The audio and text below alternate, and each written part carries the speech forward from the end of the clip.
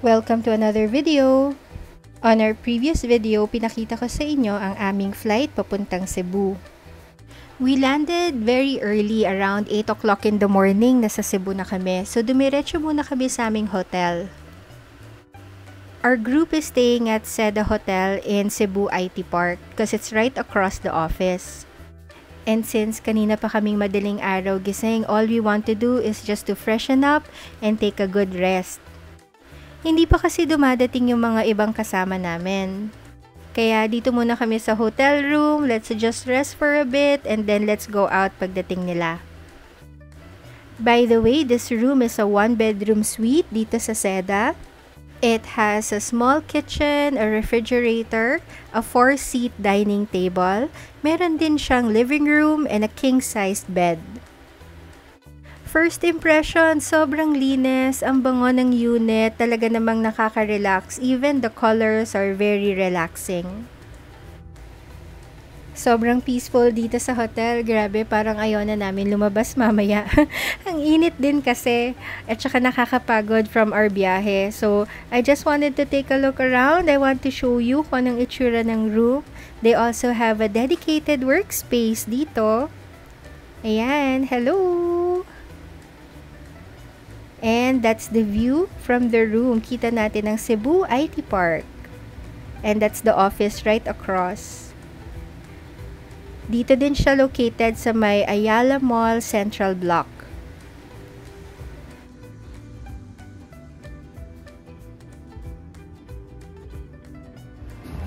Since dumating na yung mga ibang colleagues namin, the first order of business is to get coffee. So we went to Commonly Uncommon Coffee. Kape-kape muna para magising. We have a long day ahead of us. After getting our coffee kick and sugar high, dumiretso naman tayo sa Marina Seaview for our lunch. We met up with the rest of the Cebu folks and kita naman, grabe yung treat nila sa amin with all the food dito sa Marina Seaview.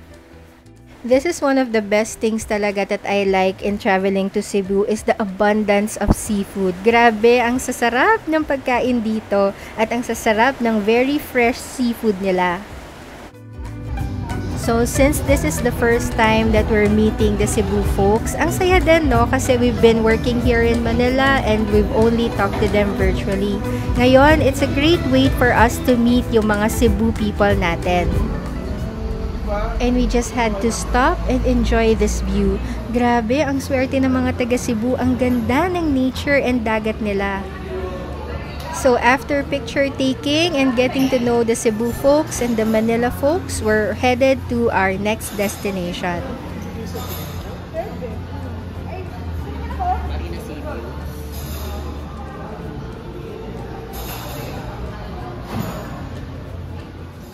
From one breathtaking view to the other. Ngayon, nandito kami sa Sheraton Cebu Mactan Resort. Wow, look at that beach. Sinong makakapagtrabaho ng ganyang kaganda yung view? But grabe, ang dami namin kailangan gawin today. So let's just soak up this view, enjoy it while we have it, dahil ang dami nating kailangan pag-usapan.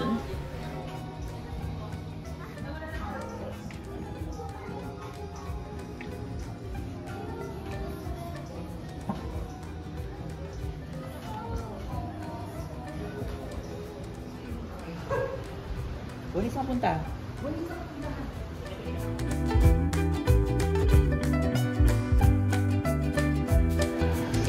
Akala namin sobrang busog na kami sa Marina Seaview, pero parang nagutom ata kami lalo nung pagdating namin dito at ang dami na namin na pag-usapan.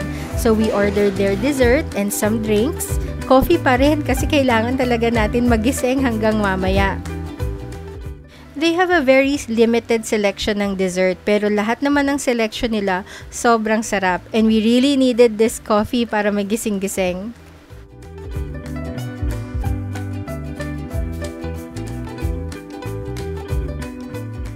And hindi na namin namalayan, it's already dinner time. We headed to New Star Resort and Casino.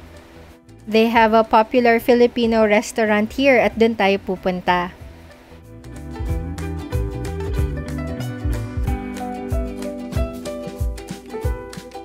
Kahit late na, marami pa ring taong kumakain. But sadly, some of the items in the menu are no longer available.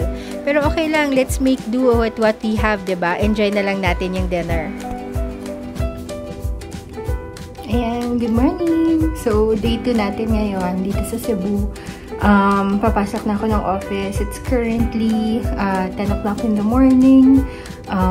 Pupunta muna ako ng office. Tawid lang naman yung office ko from Seda. So, ayan, had a very good night's sleep dito. Napaka-comfortable nung bed nila. Or siguro dahil pagod na pagod din ako. Parang 11 PM na kami naka-uwi sa room namin after all the planning na ginawa namin. Planning/kain na ginawa namin. So yesterday medyo madami kaming pinuntahan dito sa Cebu. We went to coffee shop dito near the Cebu IT Park. Nagpunta din kami dun sa may Cebu Yacht Club dun sa Marina Seaview. We also went to anong tawag mo dun?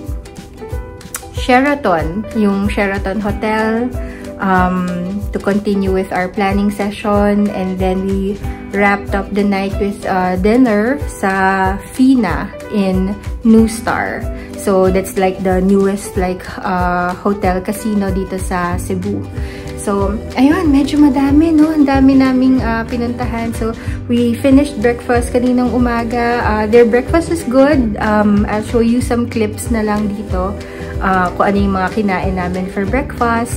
And then, so now, pupunta na ako ngayon sa office. Ayan, tatawid na tayo papuntang opisina. Okay. Alright, so I'll see you later. I'll show you around Cebu IT Park today. Madami din tayong gagawin. Madami tayong kakainan. So thank you for watching.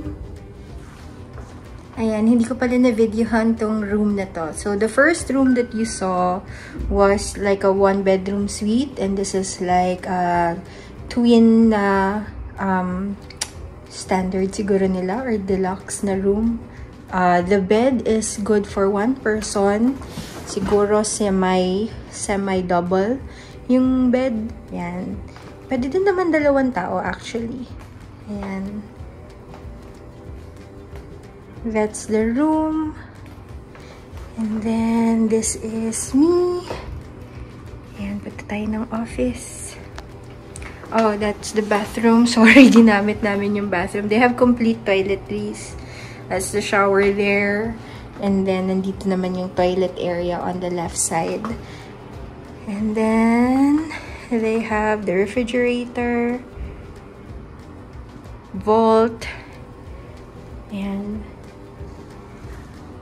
It's a nice clean room. They have daily housekeeping and water.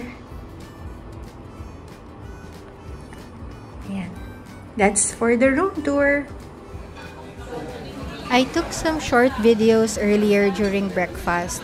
Nung kumain ako, halos wala pa namang tao kasi sobrang aga pa. Thank you so much pala sa mga lahat ng nanonood ng mga videos. If you enjoyed the video, don't forget to hit the like button and subscribe to our channel for more videos dito sa Traveling Lola. After a few hours of working, we had time to take some of the Cebu folks out for lunch. So, nagpunta tayo sa Meet Together by Tongyang. Super happy talaga kami that we got to spend time with our Cebu folks because they are such hardworking people. Kudos talaga sa mga taga Cebu. Not only na masasayahin kayong mga tao, but sobrang tatalino and hardworking talaga. And of course, ang next stop natin after having that super heavy meal, we go to Starbucks to have coffee dahil kailangan natin magising. We need again that sugar and coffee punch. And after enjoying our coffee, balik ulit tayo sa office. We have so much presentation that we have to do. And yun na nga, hindi na namin namalayan. It's already late at night and it's time to have dinner. Medyo maulan nung nandito kami sa Cebu. So, ang pinakamasaya pag umuulan, 'di ba? Mainit na sabaw. So, we went to this modern Vietnamese restaurant, Phat Pho. Hello! So, It's the end of the day, end ng day 2. Grabe, nakakapagod. Most of it nasa work lang talaga. So matutulog na. Another day tomorrow, day 3 bukas. Good morning! And after that well-rested night, dito na tayo magbe-breakfast. And napansin namin na medyo madami-daming tao ngayon because it's almost the weekend, madami ng taong nagpupunta. So we were able to sit down and have our breakfast. Today, medyo madami-dami ulit ang gagawin natin. Kaya let's go! Let's go ahead and ikutin ulit natin ang Cebu IT Park. We'll visit several offices today to look at several sites of our company. Ayan. And just looking around Cebu, it makes me remember Philinvest Alabang, no? It looks so much like Philinvest Alabang.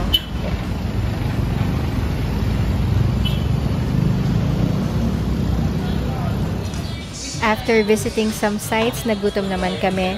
We have some free time, so lunch muna tayo sa Casa Verde. And then nagpunta kami ng Metro Supermarket kasi papahuli ba tayo sa mga pasalubong. Pero alam mo, nabibili naman lahat ng mga to sa SM Malls or Ayala Malls dito sa Manila. But of course, Filipino tayo eh. Kailangan talaga meron tayong pasalubong even though available naman tong mga to sa local markets natin. But nevertheless, napuno pa rin ang basket namin sa mga pinagkukuha namin, 'di ba? Pero kasi madaming mga iba't ibang flavors na wala din pala sa Manila, no? What I particularly liked are the 7D mangoes and the mangoes with coconut. Aside from that, nandyan din ang ever loved na otap at rosquillos. So, yan yung mga mabentang pasalubong dito sa Cebu. We didn't go to any special pasalubong center. There are so many groceries out there. Ayan, after doing our groceries, nakakita kami ng photo booth ng mga ka-workmates ko. Kaya photo muna tayo. And then we headed back to the office with more meetings and more planning sessions. And of course, hindi na nga natin namalayan ulit. It's already dinner time. And for our final dinner dito sa Cebu, we headed to Rico's Lechon. Sobrang sasarap talaga ng pagkain dito sa Cebu. Grabe. Very proud din talaga ang mga Cebuanos with their different delicacies. So, thank you so much talaga sa mga Cebu folks. Look at that. Ang sarap ng food nila. And of course, papahuli ba tayo? After eating, we need to go and enjoy, relax, and celebrate this momentous event. Nagpunta tayo sa Jubas Resto Bar and Billiards to unwind. And of course, more food, more drinks, and just to bond with the Cebu folks. It's very nice. Very fun naman talaga ang culture dito. Talagang sobrang mamimiss namin ang business trip. At eto na nga, it's our final breakfast here in Seda Hotel, Cebu IT Park, and we're headed to Cebu Mactan International Airport. Pabalik na tayo ng Manila. My flight is at noon, kasama ko din yung mga ibang workmates ko. So we headed towards our check-in counters and our gates. Ang ganda pala ng Cebu Mactan International Airport, no? I forgot to mention. I also saw the international side of the airport, which is really modern. Ang ganda ng architecture. So, this is the domestic side. Marami-rami din naman ang mga kakainan dito. Ayan. Marami ding tao dito sa airport. And then, we're just waiting for our boarding dito sa gate 10. So, looking back at my first business trip dito sa Cebu, definitely it was a very nice first impression. I'm sure it won't be my last. I'll definitely go back and meet again all the Cebu folks and work together with them. We're flying via Philippine Airlines. Pabalik na tayo ng Manila. And I'm just admiring the beautiful, beautiful city of Cebu. At ang ganda-ganda ng dagat, no? So, note to self talaga, next time, I'll extend my trip to Cebu over the weekend para ma-enjoy ko naman ng beaches nila. So thank you so much for watching our video and my short trip to Cebu. Till our next video. Bye-bye!